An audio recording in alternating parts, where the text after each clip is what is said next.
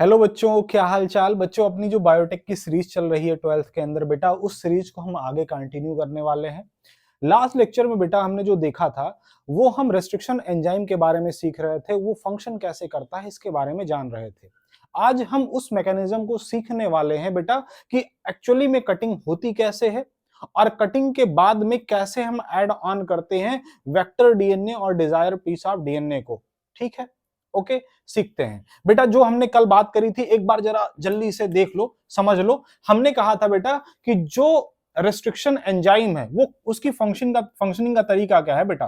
Restriction enzyme जो है वो काम कैसे करता है, तो सबसे पहले अगर बेटा कभी भी इसको डीएनए के स्ट्रैंड को कट करना है तो सबसे सबसे पहले इंस्पेक्शन करेगा। बहुत अच्छी सी कहानी सुनाई थी बेटा तुम लोगों से रिलेटेड। जो नहीं देखें लास्ट वाला वीडियो देख लो, फिर इसको देखना शुरू करो। इंस्पेक्शन के बाद में बेटा फिर क्या करेगा, रिकॉग्निशन। इंस्पेक्शन किया, रिकॉग्नाइज कर लिया, बाइंडिंग हो गई, और बाइंडिंग के बाद में बेटा क्या होगी, कटिंग। बाइंडिंग के बाद क्या होगी बेटा, कटिंग होगी। ठीक है, ओके। अब ये कैसे डीएनए स्ट्रैंड से बाइंड करता है, कैसे कट करता है, किस जगह से कट करता है, सब कुछ हम सीखने वाले हैं एक एक करके बेटा। तो अब देखो, इसको मैं मिटाता हूं क्योंकि लास्ट टर्न पे बेटा मैं इसके बारे में बात कर चुका हूं। आप पिछला वाला वीडियो देख के बैठना। हाँ, देखो जरा। सपोज करो बेटा हम रिस्ट्रिक्शन एंजाइम ले रहे हैं इको R1, जो कि आपके एनसीईआरटी में भी जो एग्जांपल लिया गया वही वाला एग्जांपल हम लेते हैं। इको R1 लिया गया। अब इको R1 जो रिस्ट्रिक्शन एंजाइम है बेटा, ये जो रिस्ट्रिक्शन एंजाइम है इसके लिए जो पर्टिकुलर पैलिंड्रोमिक सीक्वेंस है बेटा वो GAATC होता है। क्या होता है, GAATC। ठीक है, इसका बेटा कॉम्प्लीमेंट्री यहां पे लिख दो, CTTAAG। ये अगर 5 प्राइम टू 3 प्राइम है बिटवा, तो ये 3 प्राइम टू 5 प्राइम होगा। अच्छा, अगर इसको आप बेटा क्या मान रहे हो, ये वाला डीएनए आप किसका मान रहे हो, अगर अगर ये डिजायर डीएनए मान रहे हो तो इसको बेटा इधर वाला एलियन पीस ऑफ डीएनए मान लो। Sorry sorry sorry sorry, desire DNA alien piece of DNA एक ही होता है बेटा। इसको आप क्या मान लो, इसको आप वेक्टर डीएनए मान लो, वेक्टर डीएनए मान लो, वेक्टर डीएनए मान लो। इसमें भी बेटा सेम ही सीक्वेंस अपन को देखना है, समझ रहे हो, सेम ही सीक्वेंस देखना है। GAATC,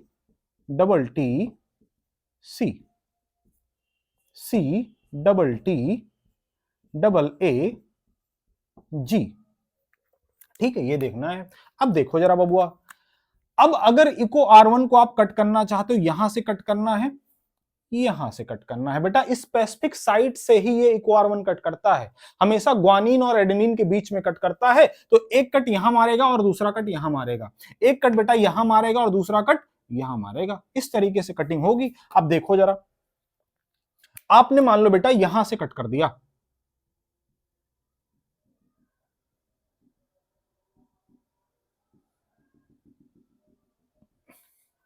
यहां से आपने कट कर दिया, यहां से आपने कट कर दिया। ठीक है बेटा, मान लो हम इसको कट करके निकाल दे रहे हैं, इसको कट करके मान लो निकाल दे रहे हैं।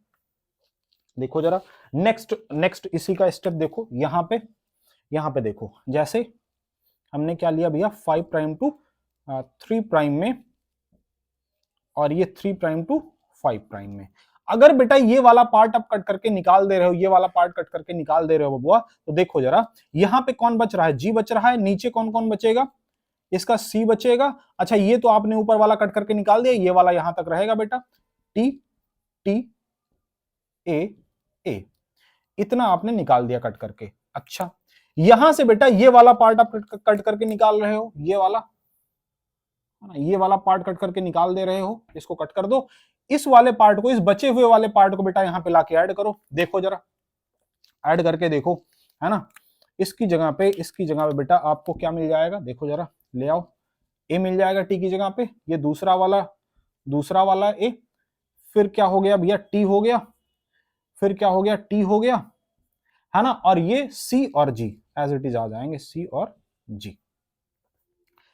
जो आपने कट किया था बेटा, इस वाले को और इस वाले को मिला के बेटा आपने बाइंडिंग कर दी इसकी, है ना, ये इस तरीके से जुड़ गए with the help of DNA ligase, है ना, डीएनए लाइगेज आपने ऐड किया होगा बेटा। और कटिंग ऐसी होती है रेस्ट्रिक्शन एंजाइम के द्वारा कि स्टिकी एंड छूटे, स्टिकी एंड छूटे, कटिंग ऐसी होती है बेटा। और कटिंग के बाद में इनको आपस में आपने लाइगेट कर दिया और फॉर्मेशन कर दिया रिकॉम्बिनेंट डीएनए का, रिकॉम्बिनेंट डीएनए का फॉर्मेशन कर दिया। ठीक है, ओके, समझ पाए आप? ठीक है, दूसरा एक डायग्राम देके बेटा आपके एनसीईआरटी में और समझाया गया। अच्छा सुनो, इनके इनके बीच में बेटा दो कॉम्प्लीमेंट्री बेस पेयर्स के बीच में, नाइट्रोजनस बेसिस के बीच में हाइड्रोजन बॉन्डिंग होती है कि नहीं होती? और ये जो आपस में बेटा इनकी जो बैकबोन है, जिनको आप न्यूक्लियोटाइड बोलते हो, ये आपस में बेटा फास्फोडाइएस्टर बॉन्ड के द्वारा जुड़े रहते हैं। अगर कॉम्प्लीमेंट्री बेसिस के बीच में अगर बेटा पेयरिंग करवानी, हाइड्रोजन बॉन्डिंग लगेगी, वहां पे बेटा आपको डीएनए लाइगेज ऐड करके इनको ऐड करना होगा, है ना, लगा के इनको ऐड करना होगा, और वही स्टिकी एंड बना के एक दूसरे से चिपकते हैं, जुड़ते हैं। दूसरा जो बेटा डायग्राम समझाया गया, उसको भी मैं कहूं समझा देता हूं, आपकी बुक में जो दिया गया है, देखो जरा इसी को दूसरे तरीके से। ये वाला डायग्राम आपको समझ में आ गया होगा बेटा, देख लो ध्यान से, है ना, इसको दूसरे तरीके से समझो जरा।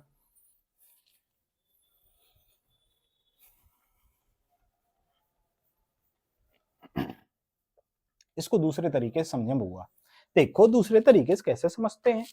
अच्छा देखो, हमने कहा सपोज करो, क्या सपोज करो बबुआ, देखो सपोज करो ये डिजायरेबल डीएनए है, desirable DNA, this is desirable DNA and this is vector DNA, vector DNA है। अच्छा, डिजायरेबल वाला जो डीएनए है बबुआ, ये देखो, ये कोई डीएनए था, ऐसे नहीं, इसको ना इसको इसको ऐसे लीनियर फॉर्म का बनाते हैं, इसको थोड़ा सा ऐसे गोलू गोलू सा बना देते हैं, वेक्टर वाले को ना ऐसे ऐसे गोलू गोलू बना देते हैं, समझो जरा, इसको ना ऐसे सुंदर सा गोलू गोलू बनाते हैं, देखो ध्यान से, तुम लोग भी ऐसे से बनाना सुंदर सुंदर, ठीक, ये देखो बन गया। अच्छा, इसको ना लीनियर लीनियर सा बना देते हैं, ऐसे ऐसे करके, ऐसे ऐसे करके, ऐसे ऐसे करके बना देते हैं, हाँ देखो,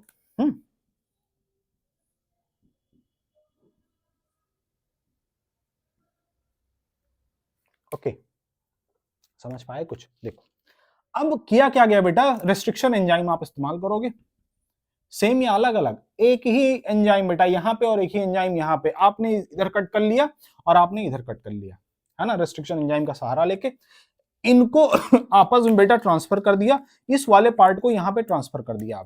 आपने क्या किया भैया, इस वाले पार्ट को यहाँ पे ट्रांसफर कर दिया। ट्रांसफर करने के बाद में बेटा हुआ क्या होगा, है ना यार, अलग अलग कलर से बनाए होते ज्यादा अच्छा रहता, लेकिन चलो कोई बात नहीं, है ना। हुआ क्या होगा कि देखो देखो देखो देखो, ओ ओ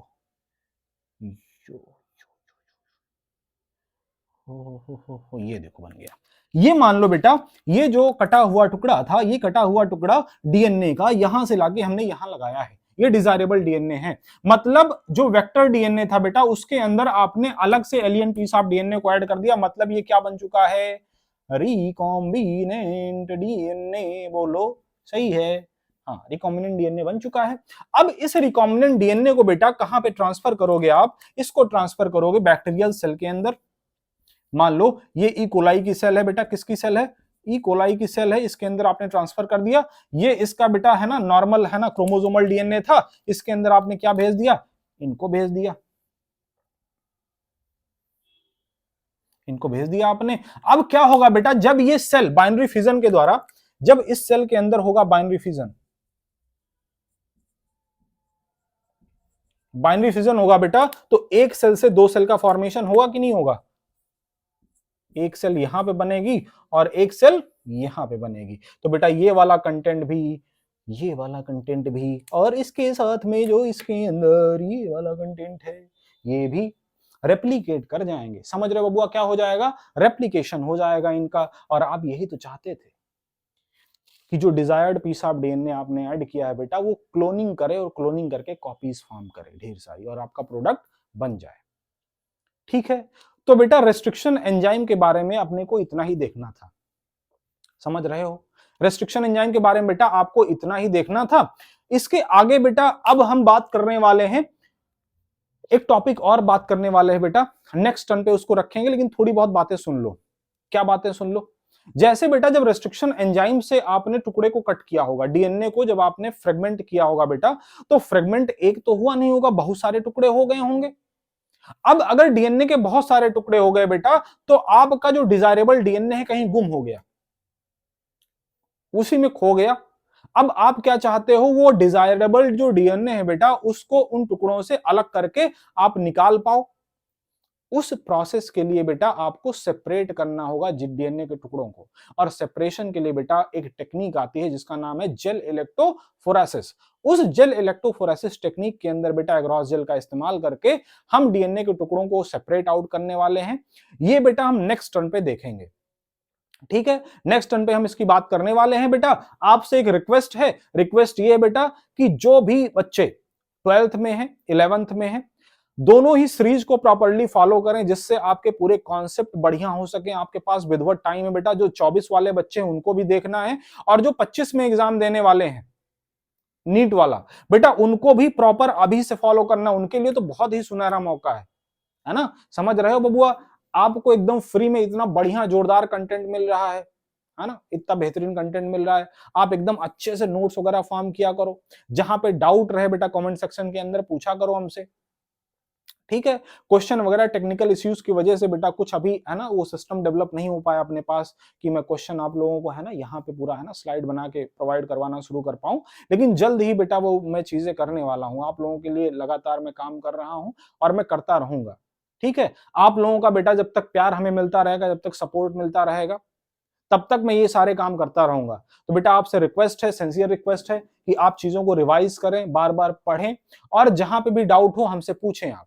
तभी तो हम समझ पाएंगे कि हमारे बच्चे पढ़ रहे हैं सिंसियरली, है ना। आपके डाउट्स नहीं आएंगे, आप पूछोगे नहीं। नंबर भी हमने आपका अपना नंबर दे रखा है आप लोगों को, है ना। दोबारा से लिख देते हैं बेटा, कहीं पे भी है ना कोई दिक्कत हो तो इस नंबर पे कॉल कर लिया करो, 7272816609, ठीक है। इस नंबर पे आप हमसे कोई भी क्वेरी हो, आपको ऑफलाइन क्लासेस के बारे में जानना चाहते हो, है ना, ऑनलाइन में कहीं कोई दिक्कत हो रही है, तो इस नंबर पे आप कॉल करके हमसे जानकारी ले सकते हो, ठीक है बेटा।